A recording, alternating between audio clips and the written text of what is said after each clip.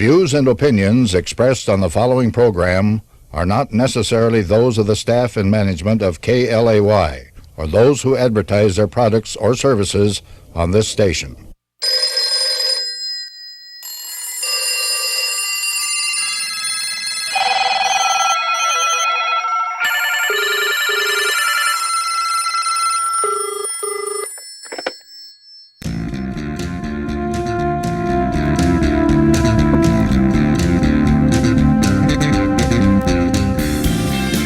Welcome to Ask an Atheist, where you get to ask a rotating cast and crew of atheists your questions. We are a call-in show. You can call us at 253-584-1480 for any questions. My name is Becky, and today with me are Rich. How you doing, Rich? I'm awesome. How are you today? I'm fine, thanks. And Good. Beth. Beth, how are you? Absolutely fantastic. Thank you. So, did you guys know that there are only 41 days until we believe that the backpedaling begins, but 40 days until some believe that the rapture will occur? Zombies. Yay! What are we talking about? We are talking about Family Radio. A crew from an organization called Family Radio have been advertising that they believe that in 40 days the rapture will occur, Jesus will return, and we at Ask an Atheist believe that 41 days from now there will have to be some backpedaling, some explanation as to why Jesus has not returned. Beth, you've been collecting pictures from some of our listeners and viewers about what are these pictures consist of? Well, actually, there's quite a span of different sort of advertising techniques that are being implemented, but a lot of them are sort of very general, white with red lettering or black, the universe sort of thing. With May 21st, 2011, the end of the world will come. They all have the same information, but we found them in flyers that are being left on people's cars. There are giant Winnebagos that have been wrapped with this imagery, and then there are, the normal billboards. And there's even a guy who sort of took it upon himself to join in and was advertising from a van and was advertising for free books, which he didn't actually have. He was just trying to get people to talk to him about the event. But there's a lot of different stuff going on all across the country and actually across the world. We've had stuff from Dublin, different areas, Germany, I believe we found one. So they're popping up left and right here. And now, Rich, have you seen any of these vans or billboards or There posters? is actually a billboard in Seattle on Elliott Avenue, just a few blocks from my apartment. You can find that really easy because it's just a few blocks from the Church of Scientology. So just on the other side of the Church of Scientology on Elliott Bay, there's one of these billboards in Seattle. Is Family Radio challenging Scientologists to denounce their ways and join us or join Family Radio crews when Jesus returns on May 21st? My understanding is they are a group of people who believe in predetermination, which means everyone who can be saved is already saved, or there's no way. So their message really, according to what I've studied, is that what they're saying really can't change whether you make it or not. They're just letting you know.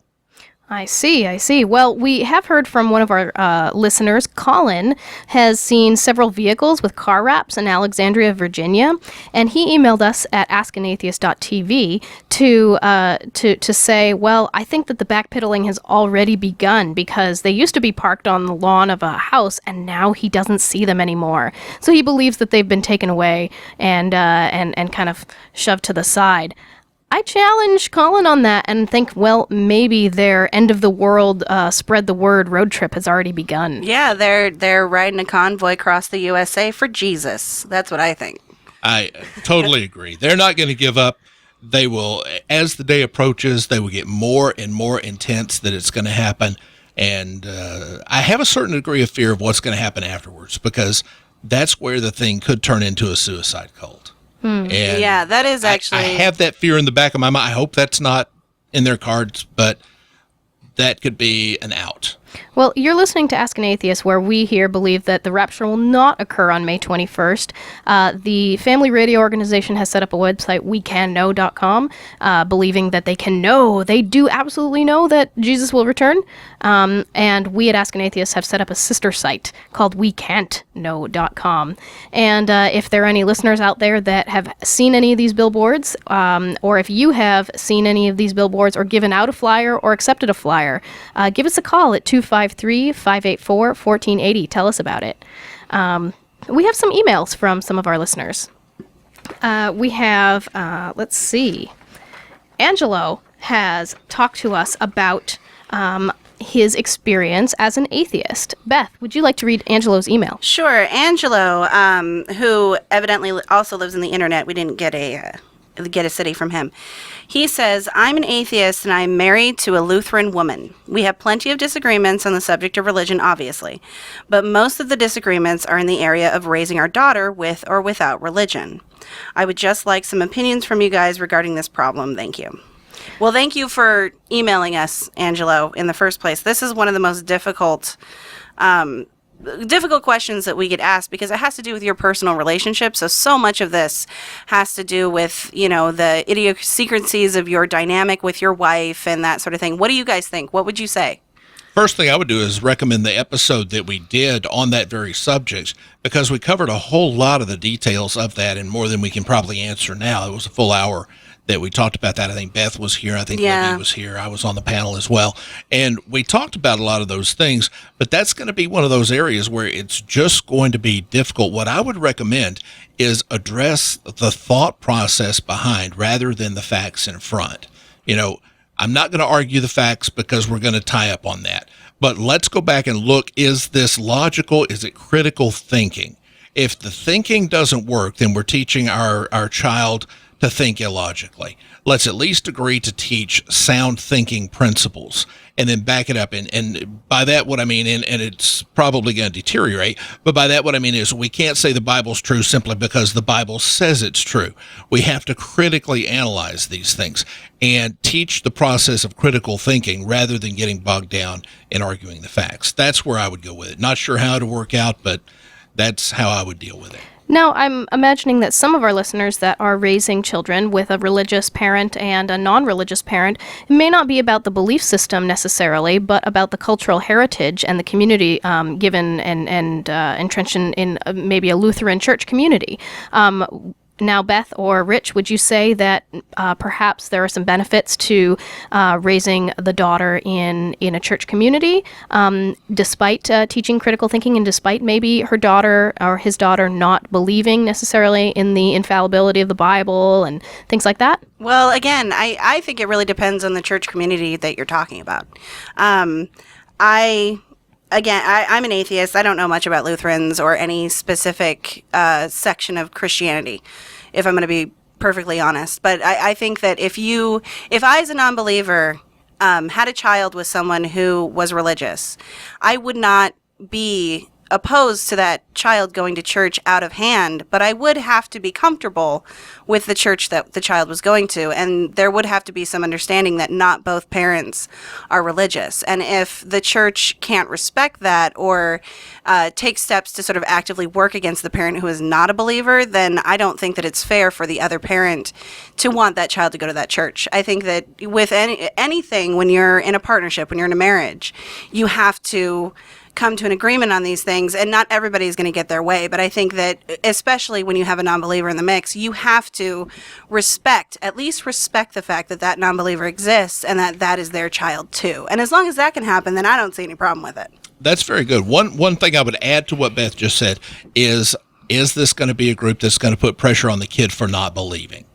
And if the group itself is not comfortable with you being a cultural Christian without being a believing Christian, then I would say you have to, at some point, that's going to open the child up to either ridicule or manipulation. And if that's part of the game plan, then I would have to say no, I can't subject the child to that. But if the group, and I would go to the pastor, I would say, are you comfortable with this? We're not raising our child as a Lutheran, but are you comfortable with the child being part of the culture of the church without actually taking on the dogmas of the church? And that can be a very challenging proposition for parents to approach a pastor, I imagine. But I hope, Angelo, that you and your wife can come to an agreement on some of these things, and we wish you the best of luck with the beautiful challenge of raising a daughter. Again, we're Ask an Atheist. I'm Becky. With me are Beth and Rich, and we're just three atheists. We're not parenting experts necessarily. Some of us are parents. Not at all. Some of us are teachers. So I think the more opinions that you can get, the more experiences that you can listen to of others will help inform your path and your own decisions. And I don't want to belabor the point because I know that we have a lot of stuff to get through today. But one other thing that I would strongly suggest to Angelo is take this experience that you have right now with your daughter and try to plan for the future. If you see possibilities of other conflicts coming up that you might have to have these difficult conversations, maybe start having that conversation now so that you and your wife can have more of a stable plan for the future with your daughter. And so she's not having to deal with, heated discussions or anything like that in regard to this topic. That's just going to make it a hot button issue for her regardless. So good luck also. Absolutely. Thanks, Beth. We have another email from John. I really have a soft spot for this email, and I'll read it to us on the air and maybe get your opinions on this. John writes, "Recently, I have been experiencing what I consider to be a phenomena. Younger women would make eye contact, then make with the big doe eyes. That is all fine, but when they do it, their eyes are completely black. Dun dun! Can you explain this, and how should I respond to it? No one else so far will respond, and I would appreciate an answer." This may be a question actually for our resident skeptics, but we as atheists are also skeptics. So what do you guys think about this phenomena? I think that there's a reason why people aren't responding. I think it's silly. I don't know what to say. We've already talked about it. It reminds me of Babylon 5 with the psychic who got messed with by a Vorlon and ended up having. I don't know what to say. I'm guessing it's either they are stoned on heroin, which makes the eyes really dilated. They're and look really like, good typists if they're that whacked out on. or they might just have those contacts that make your eyes look like that. But most likely, there's a reason people aren't responding. And possibly, John, you may be poking fun at us skeptics up here. We appreciate the poking fun, but I would say there's probably any kind of phenomena that looks supernatural or looks aberrant. Look at it with a skeptical eye. Yeah, even if it is solid black. Maybe they have Lady Gaga contact lenses. Not sure. So I think we have one more email, and that's from Duncan from the internet. He jokes. And Rich, this was an email directed to you. I love Duncan already. He says, it's too rich. I hear you on the Ask an Atheist podcast and really like what you bring to the table. You also have an awesome voice. Thank you very much. I've been an atheist my entire life, so your podcast isn't really for me. And what is your podcast, My Rich? podcast, Living After Faith. It's based on recovering from religion, and it's a place that people can come to hear about other people's story of how they went from religion of whatever type to become an atheist and the process of coming out. And part of the thing people will learn is it's not as easy as it looks. In fact, it will be the most difficult thing you've ever done in your life. So if you're listening to this and you're interested in not just what atheists have to say, but what recent atheists, people who just have recently left religion, check out livingafterfaith.com. Thank you. What else does Duncan say, Rich? He says, your podcast isn't for me, but I'm still subscribing to it. Anyways, I really enjoy hearing you on the Ask an Atheist podcast. I get excited whenever I realize Rich is a host on this episode. Thank you again. Thanks for what you're doing. It really is interesting to get the rational perspective from someone who was behind the pulpit for so long. Keep doing your thing. And I thank him for that. It was a hard journey. And I think the biggest part in the transformation was learning to think rather than feel. Instead of following your gut and going by faith only, learning to think. And that's the process that I try to bring to people is look at your thinking. And how is your thinking on this? If the thought process makes sense, then chances are your answer is going to make sense. Yeah, and I have to say, Duncan, I completely agree with you. I always talk about Rich's voice, and I say it's like butter, because I just like it so much. And I don't know if it's because I lived in Texas and I just miss the Southern thing. I don't know what it is, but yeah, I 100% agree. Rich, awesome voice. And thank you. That's one of the reasons when we were talking about doing this episode is, what is the topic today? Our topic today that we're going to really get into the meat of is about Christian privilege. And the reason why I sort of picked out the hosts that I didn't pick them out, but I strongly suggested having Rich on this episode and having Becky on this episode. Rich, for obvious reasons, he can sort of give us a perspective from both sides, especially since you were a pastor, weren't you? 20 years. Yeah, you were in it. And and then Becky, you're Jewish. You're culturally Jewish, obviously. I am Jewish ethnically, and for a long time, very observant religious Jew as well. Contemporary egalitarian Jewish, but considered what it would be like to enter the rabbinate. Was very active in temple leadership and youth leadership as well. Yeah, and then I obviously come from the perspective of being atheist and being raised by non-religious people. So the three people that you have here, when we're talking about Christian privilege, I was trying to gather people who could talk about it from those unique perspectives, sort of from outside the majority group, or in Rich's case, from inside and then from outside the majority group. So hopefully, when we're going through this today, you can sort of learn from that. And that's exactly why we have Rich here. And he's such a great host. And I don't know. I just can't say nicer things about him. I'm trying to get him to blush. He doesn't blush. The man does not blush. Well, thank you. And so throughout the hour, if you have a question for Becky, Beth, or Rich, please call us at 253-584-1480. If you're thinking about calling, but you're not quite sure, go to our website at askanatheist.tv, where you can submit a question by pressing that big red button. We'd love to hear from you after this short break. Join the Ask an Atheist after party at Doyle's Public House. The Ask an Atheist crew will be there at 5 for good beers, food, and you're invited. You'll find a dozen beers on tap, including Stella, Guinness, Smithwick's Irish Ale, Twisted Thistle IPA, and Fuller's London Porter, as well as dozens of domestic and imported beers and bottles. Join us for good atheist conversation and meet the crew today at 5 at Doyle's, 208 St. Helens Avenue in Tacoma. Tacoma Telematics wants to help you connect with your clients. We can give you a top-notch web presence. Tacoma Telematics can take your website to the next level and make it an integral part of your business. But that's not all. We can set you up with VoIP, bringing large corporation phone systems capability at mom and pop prices. We build intuitive interfaces to help you manage your resources quickly and efficiently. Take advantage of our holistic approach to helping your business succeed through and with technology. At Tacoma Telematics, we are committed to personal and professional integrity, open communication, and long-term relationships. See us at tacomattelematics.com. You can advertise on Ask an Atheist on the radio, on our website, and in our podcast. People just like you who have the same interests are listening right now, just like you are, and thousands will download this podcast and listen to it later. If you have a product, service, or idea to sell, people here in the Pacific Northwest and people around the world, thousands will hear your message. Let us help you sell your product, service, or idea. Contact us at advertising@askanatheist.tv. That's advertising at askanatheist.tv. Welcome back. You're listening to Ask an Atheist, where you can call in at 253-584-1480. Ask Rich, Beth, or myself, Becky, any questions. Any questions today where we're talking about Christian privilege. If you think that we are privileged or not privileged for being non-Christian, we'd love to hear your thoughts on that and your questions about that. But before we get started with that, let's talk about what actually privilege is. Beth, you're the expert on this one. Tell us about it.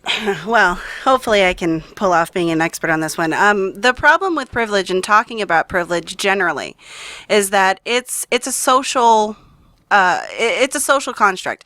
The privilege exists because majority exists. Privilege exists because the concept of normalcy exists. And when you have a concept of normalcy and you have a majority that fulfills that normalcy, the people who are left outside of that bubble are seen as the underprivileged. And the problem is that we can recognize underprivilege relatively easily. We recognize the poor. We recognize, people who are generally marginalized in our society. But recognizing privilege is an entirely different beast, and it's far more complicated to sort of recognize it, especially if you're someone who benefits from it. So if we want to get into privilege, the first thing, it's always easier if we frame these things with definitions. So I've actually picked out a legal definition of privilege because it sort of encompasses the general definition as well. From West's Encyclopedia of American Law, privilege, a particular benefit, advantage, or immunity enjoyed by a person or class of people that is not shared with others.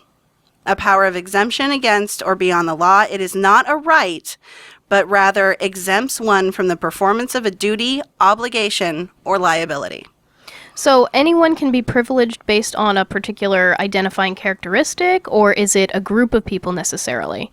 Well, when we talk about privilege in terms of society, we're talking about groups of people. There are individuals that enjoy privilege, but when we're talking about privilege, we're talking about groups. We're talking about it sort of in general terms. That's why when you're part of a privileged class, you shouldn't feel as though you have to apologize for it. It's not your fault. It's not my fault that I was born a white person. It's not Rich's fault that he was born a man. Right. It's not your fault, Becky, that you were born straight. These aren't things that we should feel guilty about. They're not things that we should feel like we need to apologize for. The issue comes from not being able to recognize privilege when it exists and not working towards making things fair, because that's essentially what we're talking about. We're not talking about taking anything away from anyone that they deserve. We're talking about situations where people are afforded more rights or afforded more opportunities or advantages simply because they belong to a certain group. And when you belong to that group, you may feel like you're getting something taken away when someone says, hey, it's not fair that this happens for you and it doesn't happen for everyone else. But the reason why there's that feeling of getting something taken away is because you've existed in that privilege for so long. For you, it's normal. But if you were outside of that group, you would very easily be able to see how it's not fair. And there are sort of examples of this that make it a little bit easier to understand. If we don't talk about Christian privilege, if instead we talk about, say, white privilege, that's something that in retrospect, you can look back to the pre-civil rights era, and white privilege is obvious. There were different schools that minorities had to go to that were less well equipped, instances like this. Those are obvious occurrences of privilege. And the problem that we face when we're part of the underprivileged class, dealing with a privilege that's not widely recognized, is that you really have to fight to explain why it's not fair, why it isn't just you wanting more of somebody else's stuff. I think a more recent issue that we could point to for privilege would be straight marriage versus gay marriage. And that's something we're dealing with right now. Yeah, and that's and that's another thing is the main ones that I have written down are white privilege, male privilege, and straight privilege. And white privilege and male privilege, even to a lesser extent, are pretty well accepted generally in society. But even straight privilege at this point is something that we still have to fight about. Exactly like you said, when it comes to marriage, why can we explain away the rights of these people based on what? It's popular opinion, isn't it? And that actually is really closely related to Christian privilege because of the Christian perspective on homosexuality. Exactly. That's the only argument I can come up with against it. And if someone has a different argument and would like to say, I would like to be enlightened on that, and the number to call 584-1480. Give me a call and let me know. The only perspective I can see against gay marriage is a religious, a line of religious thinking. And other than that, what is the issue? And if there is a bona fide issue, I'd like someone to call and tell me. I mean that sincerely, because I just don't see it. No, definitely. I completely agree with you. And I don't understand either the explanations for it. But again, that's the problem with privilege, is that when you've always been able to get married, it seems like something's being taken away from you when other people are afforded the same right. But if you think about, it's hard for me to even say that, because in my mind, it automatically pops up, no, that's not right. But there are people who do hold that position. Now, Beth, who thought of this perspective or this framework for thinking about problems? Where did this come from? Was it in response to anything else? Because privilege and sort of the sociocultural theory surrounding it is kind of a new hot topic in universities and in cultural studies programs. It is. It's a response to oppression. That's essentially what it is. Is that when you look at the social effects of oppression, privilege is one of those sort of responses to that. And this is something that is very, very common in human culture. It's something that has existed since human culture has existed. You could argue that. A really good example of this in a different culture is the caste system in India. In India, and it's not as prevalent now in India as it used to be, but there was a caste system where it would go from the Brahmins, the very highest caste, down to untouchables. And this was an accepted system that they worked within in that country for a very long time. It's still implemented in some areas today.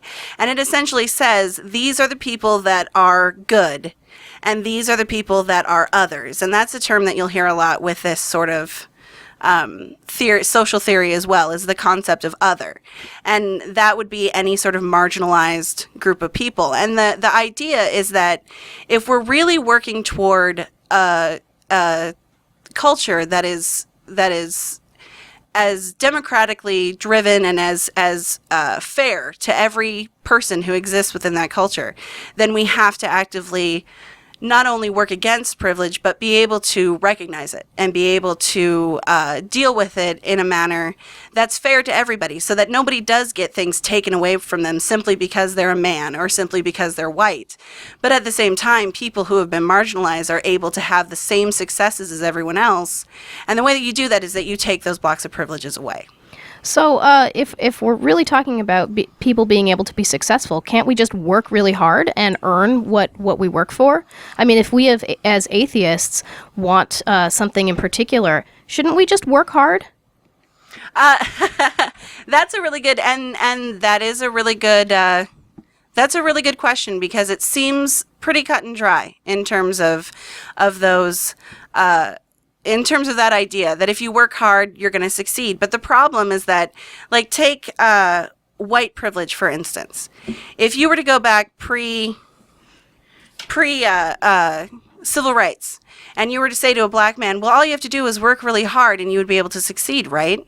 Well, if we look at that, that's not actually the case, because the job is going to go more, if it's a job that deals with the public, it's going to go to a white man. If it's a job, that sort of thing. And so when we talk about Christian privilege, and let's kind of move the conversation towards Christian privilege, since that's sort of what we're trying to focus on today.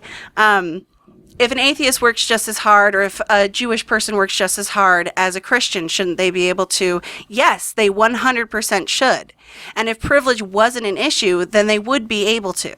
And the problem is recognizing whether or not there are instances of privilege that are not allowing that to happen. Because the fact is that you can work really hard your whole life and still not get the sort of success that somebody who was born into a rich family, or someone who has connections with the community or whatever has. And there's a certain amount of that just has to be the luck of the draw of how you were born. But if we can even things out as much as we can, and that has to do with recognizing privilege, working against it, trying to make things as even, then it's more likely that someone can work just as hard as someone else and come to the same sort of end result. So if you think that you've benefited from Christian privilege, please give us a call at Ask an Atheist at 253-584-1480. Conversely, if you think that you have had Christian privilege provide some stumbling blocks for your success in life, give us a call or email us at askanatheist.tv. I could be on both sides of that, actually. As a pastor, I, at the time, just assumed, because of who I was and what I was, that that's the way things were supposed to be. And I think a lot of it is people don't recognize really the privilege. For instance, my wife was recently in the hospital, and several times during the process they asked, what religion? And at one point I said, atheist. And the girl looks down and says, that's not one of my choices. I said, choose none. She said, okay, none.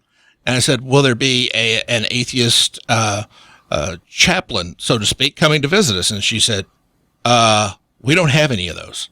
So a Christian in the hospital can count on a visit from a person trained to be non-denominational and to attend to their needs.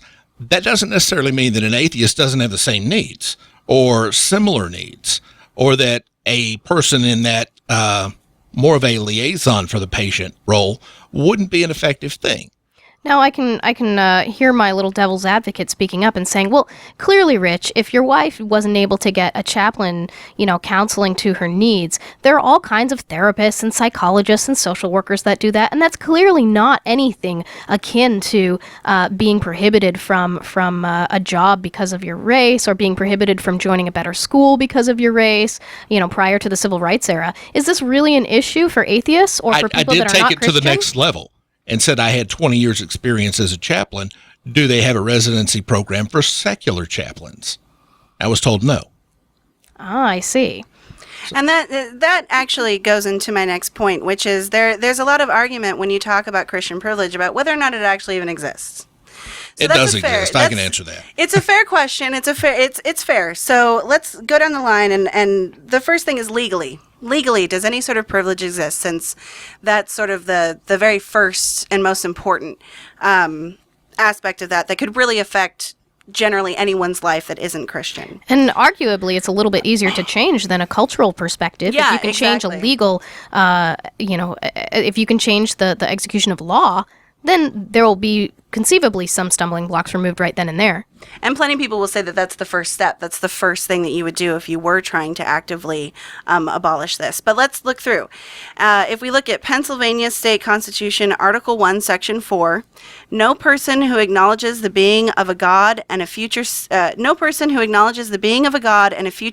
of rewards and punishment shall, on account of his religious sentiments, be disqualified to hold any office or place of trust or profit under his commonwealth. That law, the reason why that jumps out at me is that it's basically saying that no person who acknowledges you can believe anything that you want and you're not going to get, but it doesn't protect the people who don't believe. And that's an important thing that's missing in there, because I'm a person who doesn't believe. And so can I go to Pennsylvania and can I get this amended to actually include anyone? Why is this even in there in the first place? And there are other ones that are actually a little bit more pointed. The Maryland's Declaration of Rights, Article 37, no religious test ought ever to be required as a qualifier for any office or profit trust in this state. Awesome. Other than a declaration of belief in the existence of God, and that is God with a capital G. Well, isn't this just religious privilege? Why is this specifically Christian, Beth? Because the God with a capital G is the Christian God. That's who you are referring to in our culture when you do capital G-O-D, God. But Beth, Jews and Muslims both believe in that same God. We're all the monotheistic religions. Why is that necessarily the Christian God? Well, it's one of those. That's a fair question, and it's one of those things where you need to look through and you need to go, okay, honestly, do you think that they are including the Jewish God when they're taught? When Mitt Romney is giving a speech about God, when they're writing these letters about God, when the founding fathers are talking about God, are they talking about the Christian God? Are they talking about? And this is one of those things where it's up in the air. You can honestly make that argument that that's not a Christian privilege, that's just a religious privilege. But really, at that point, aren't you just splitting hairs in terms of who is receiving this privilege? If I may, I think I now have a clearer idea on that, and I think that if we were to say a declaration or belief in the existence of God, the reason that strikes me as Christian is because it doesn't say a declaration of belief in the existence of God or Adonai or Hashem or Allah. Exactly. Or the Great Mother or the Creator.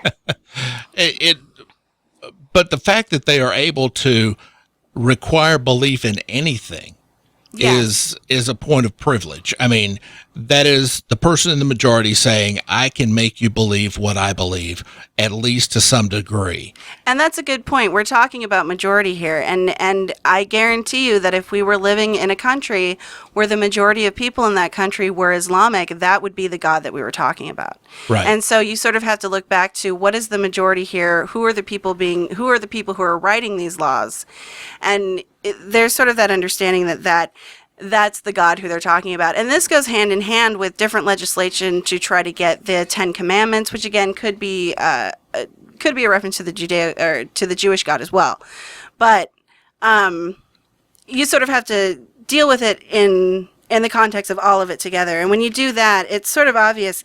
If we look at it politically, not just legally, we see things like in Florida, there's a big sort of debate going on, and it's gotten to the point where it's legal now, about Christian prayers that are being said before council meetings.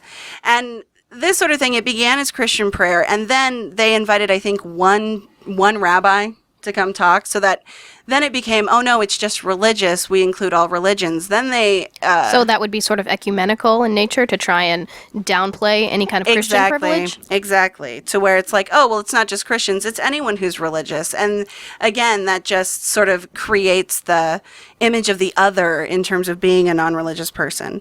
But it's not just when you're talking about privilege, too, you have to be careful.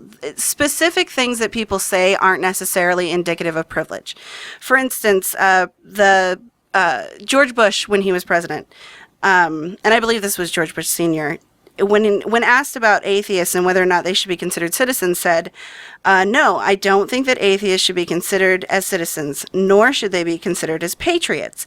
This is one nation under God. Do you agree with George Bush? Call us. Call the Atheists at 253-584-1480.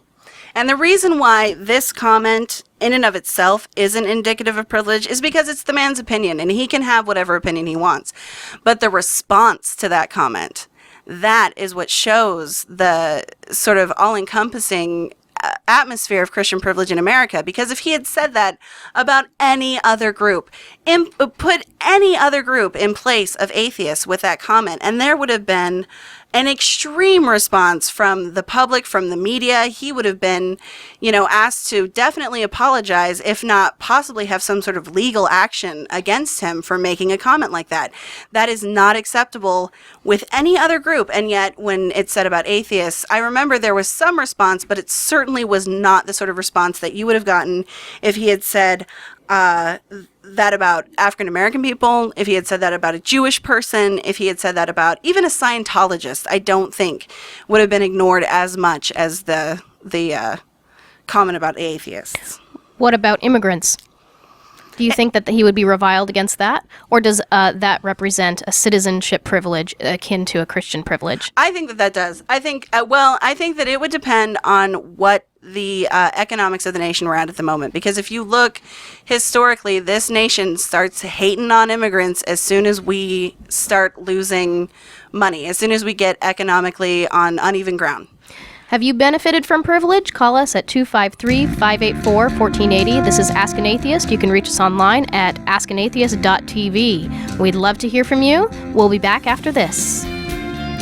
Secular humanism is a non-theistic view of the universe built on a foundation of reason, science, and democracy. Humanists support intellectual freedom and critical thinking, and we hold that human beings are autonomous centers of moral development. The Humanists of Washington is the oldest humanist organization in the state and offers a community of free thinkers who educate the public and celebrate life. For information on how you can be a part of the humanist activities in the Puget Sound area, become a member of the Humanists of Washington today. Visit humanistofwashington.org. Tacoma Telematics wants to help you connect with your clients. We can give you a top-notch web presence. Tacoma Telematics can take your website to the next level and make it an integral part of your business. But that's not all. We can set you up with VoIP, bringing large corporation phone systems capability at mom-and-pop prices. We build intuitive interfaces to help you manage your resources quickly and efficiently. Take advantage of our holistic approach to helping your business succeed through and with technology. At Tacoma Telematics, we are committed to personal and professional integrity, open communication, and long-term relationships. See us at TacomaTelematics.com. You can advertise on Ask an Atheist on the radio, on our website, and in our podcast. People just like you who have the same interests are listening right now, just like you are, and thousands will download this podcast and listen to it later. If you have a product, service, or idea to sell, people here in the Pacific Northwest and people around the world, thousands will hear your message. Let us help you sell your product, service, or idea. Contact us at advertising@askanatheist.tv. That's advertising@askanatheist.tv. Welcome back to Ask an Atheist, where we're accepting your calls till the top of the hour, 253-584-1480. We're talking today about Christian privilege. Beth, you had something to say about this. Yeah, and again, this is one of those topics that it's a complicated topic. It's kind of it's a heady one. It's difficult to get through, and I apologize if we've sort of been hammering on the same point. But I really want to make it clear that privilege exists. Christian privilege, at least from my point of view, obviously exists. But if you're a Christian and you're listening to this program and you feel like you're being attacked in any way, I don't want that to be the case, because it's not an individual's fault. It's not your fault for being Christian. It's not, or, I love that perspective. it's not your fault that you're a Christian. I know, just please don't take that out of context. But this is an example. This was written by a sophomore in college, and this was a response to the Atheist convention in Des Moines that's happening. They put up billboards that were advertising for that convention. And this young man had a lot of issues with these billboards. And this, to me, when you read this is what speaking from the position of privilege sounds like. What does he sound like, Beth? He basically says, I've got atheist friends, I'm a cool guy, blah, blah, blah. Pretty normal. Then he talks about, then I see that there is an atheist convention here in Des Moines. Everyone needs conventions, from atheists to Lutherans to stamp collectors. Here's the rub, though. This convention, it's on Easter weekend. Sort of a big weekend if you're a Christian. One of those main staples of faith. They are deliberately doing it on Easter, too. Well, that's just good advertising, isn't it? Cheese some people off and have your convention spreads like wildfire. So that little excerpt, it goes on. And I actually spoke to David Silverman, president of American Atheists, about why it's on that weekend. And what did he say? What he told me is, he said, number one, most atheists don't have any plans that weekend. It's a weekend they've left open. They're not going to be with family and friends. They're open. Number two, travel rates are extremely inexpensive, because it's not one of those holiday weekends like Christmas where everybody travels to go somewhere, but people stay in. So it's the most inexpensive weekend you can travel. And also, you find out that your hotels are empty because people are home for that holiday. That's where they stay home. So it's an economic decision on their part.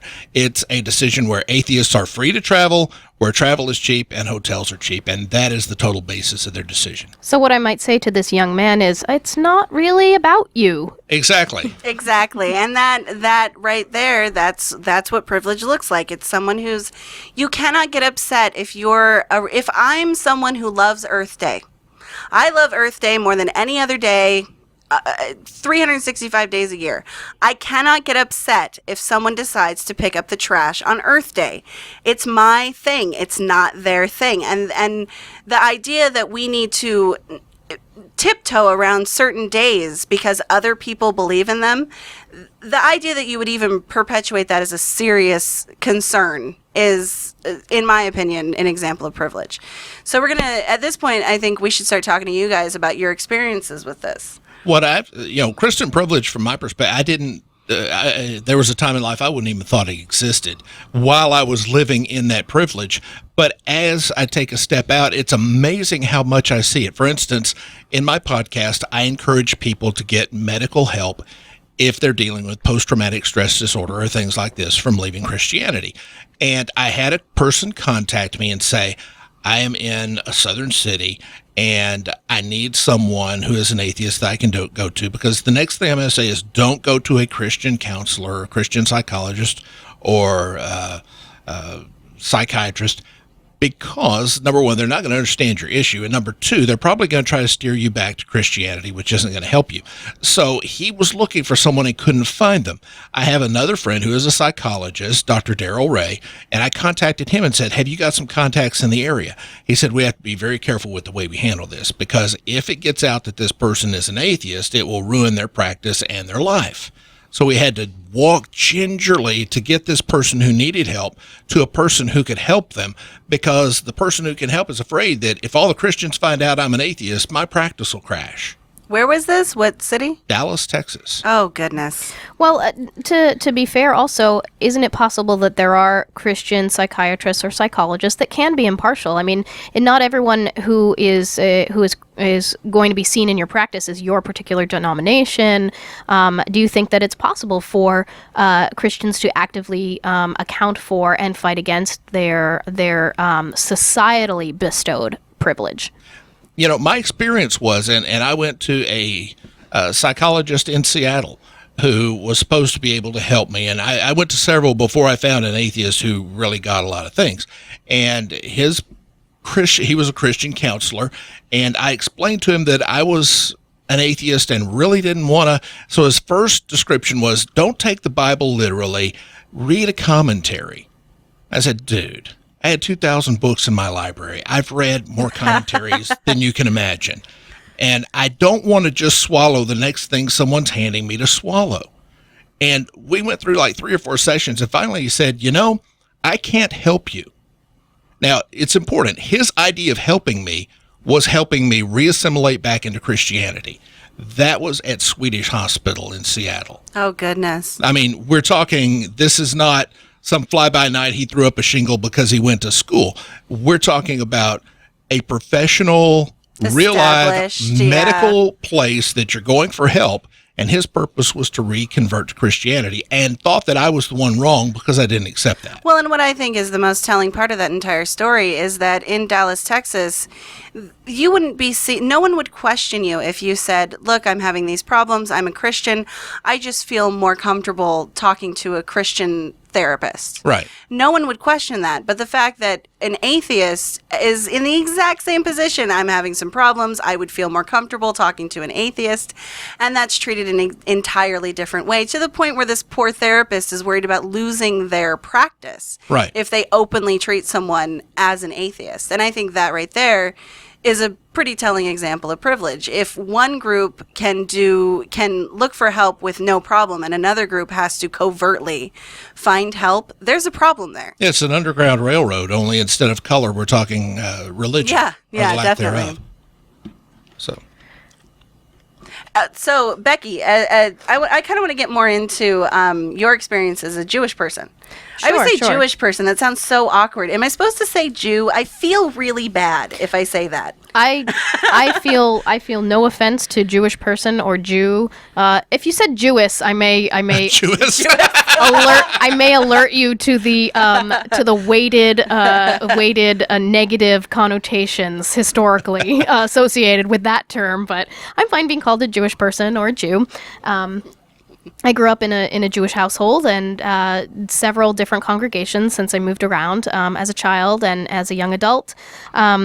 And I definitely experienced being not an atheist, but experienced the other end of Christian privilege as a child, certainly growing up as a minority in these areas. I have 2 really sort of poignant examples. One is my own, and that was in 7th grade, the day before December vacation.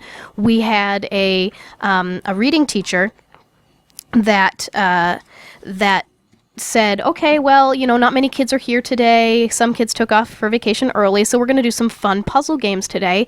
And they were all little sort of word puzzles based on the titles and first lines of Christmas carols. And since I have family, a great deal of family that are not Jewish, I was familiar with Christmas traditions, and we would help participate in trimming the tree and things like that. And I had even attended different church services as an observer, as a visitor, but I didn't know the specific titles of Christmas carols. I could hum Frosty the Snowman, but yeah, exactly. The fact that the teacher through no malice of her own, said this is a fun activity, leads one little Jewish 11-year-old to feel deficient in a particular in a particular context, really was representative to me. That really shines as an example of someone acting upon Christian privilege as if Christianity, as if Christmas carols are the normal course of things, and that anyone who doesn't know them is considered aberrant or strange or a little bit off. Well, and I think that that's a really, really good example, too, of how you can act in a way that you can't even conceive of how someone could be hurt or someone could feel left out, just because it's so accepted that people are going to know, Christmas carols. And when you told me that story, I was amazed by my reaction because I had never even thought about it. I had never thought about how a Jewish child or, a non-practicing, a non-Christmas celebrating atheist kid, because I always celebrated Christmas as a child, might not know the names of songs, and how isolating that is as a child when you're put in that sort of position. Because when you're a kid, you don't know, you can't express why it's not fair. You just know that it's not fair. And one might say, well, suck it up. It's one day. It was a fun thing. It's an ignorable day. She wasn't grading you on it.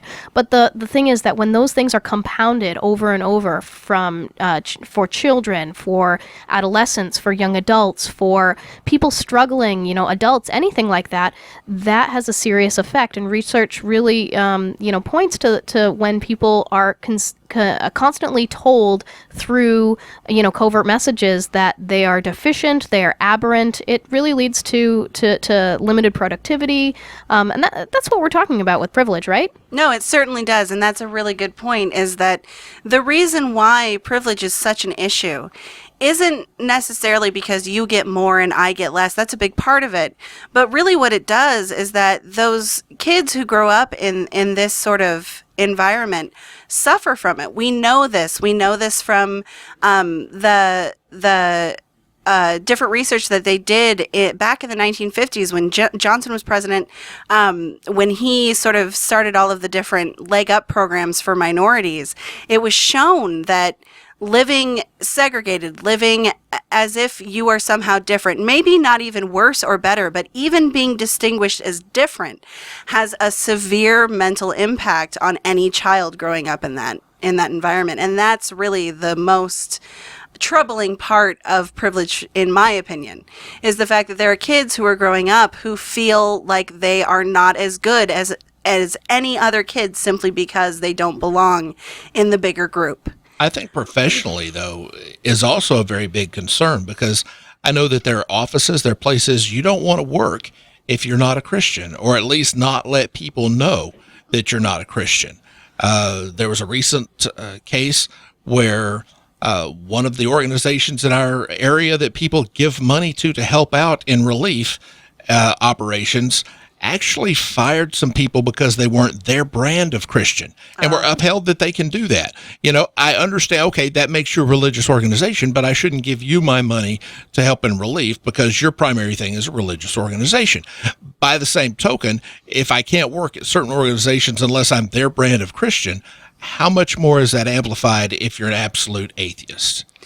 So, that's a good point. And one of the things that I know that we're running out of time, but one of the things that I really wanted to get to was to ask you, Rich, what you would say to people who are religious, who are Christian, who don't believe that Christian privilege exists. How can we help people see this? That's a good question. I'm not sure that you can, and I try to do that.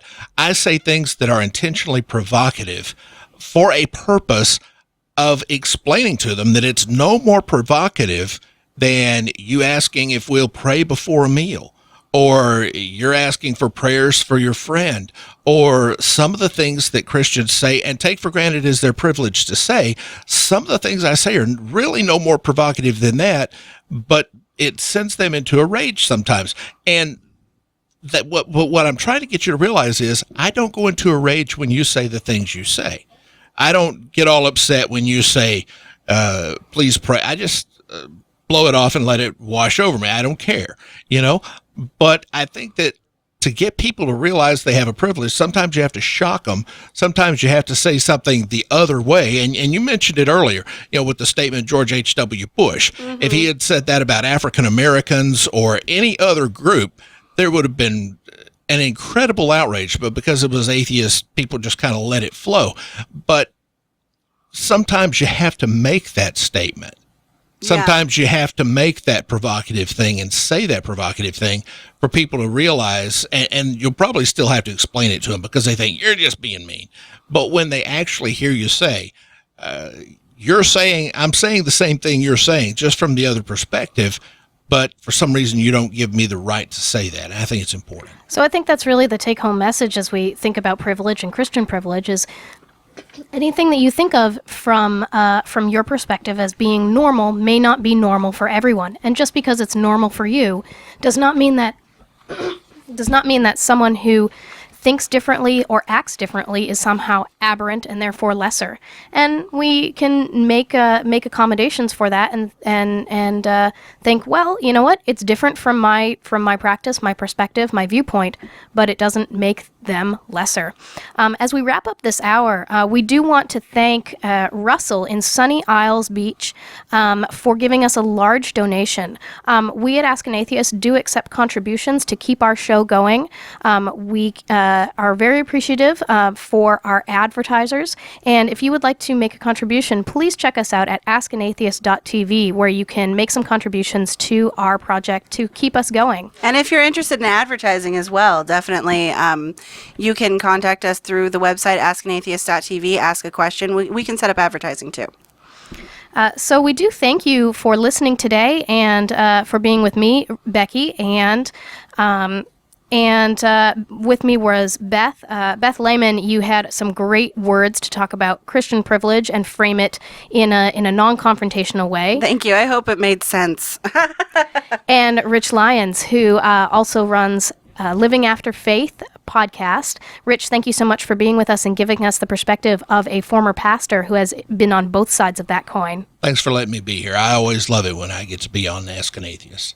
Our crew today includes call screener Sam Mulvey and production assistant Mike Gillis. We're going to be meeting up today at Doyle's in downtown Tacoma at 2nd and St. Helens. That's our crossroads. You can meet with producers Mike, Beth, and Sam and meet up with our other crew members today. We love having you listen every week. We're here from 3 to 4 p.m. We're also archived online at askanatheist.tv. You can also go to askanatheist.tv to submit any questions if you think of questions at a later date. Well, I think that's what we've got for the hour today. Do we have any more concluding thoughts on Christian privilege? Any more personal stories? Yeah, I think if I'm going to leave people with one idea, it's that Christian privilege, if you're a Christian, you shouldn't feel guilty about Christian privilege. Privilege exists in any society based on the majority of the people that exist in that society.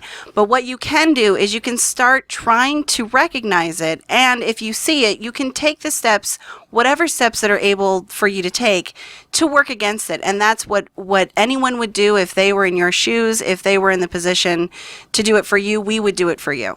Well, thank you so much, Beth. Ask an Atheist is a production of NEDM Media. We hope to see you next week.